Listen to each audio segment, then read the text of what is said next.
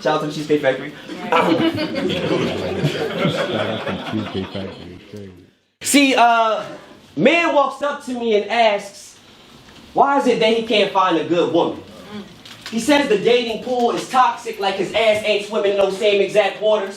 See, man just wants a woman who's impressed by his oppression. So when he slide in those DMs, he can just say he wanted something submissive.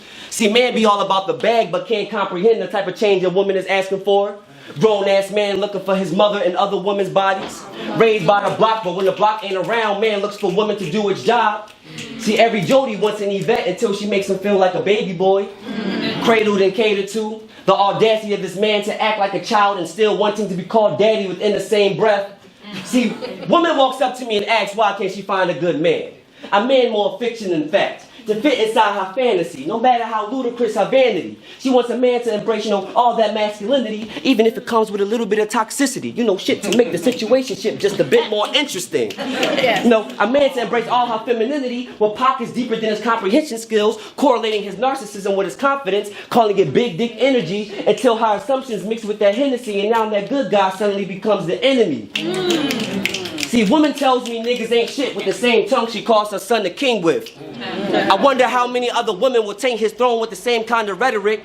I guess city girls are up no matter how many black boys are belittled during the process. And man can't understand why women can't process his advances. Example, Ayo ma, brown skin with the fat ass. Like the way his voice hunts for her features ain't a scary thing.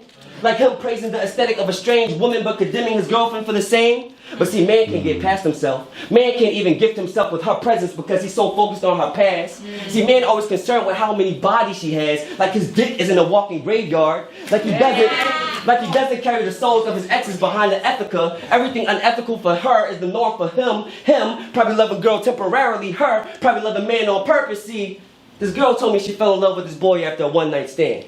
She can't stand men but told the girls he was one nice man. Ignore the red flags, the perfume on his neck, those earrings sitting on that one-night stand. Now her and the love she had for him are left just where that one night stands.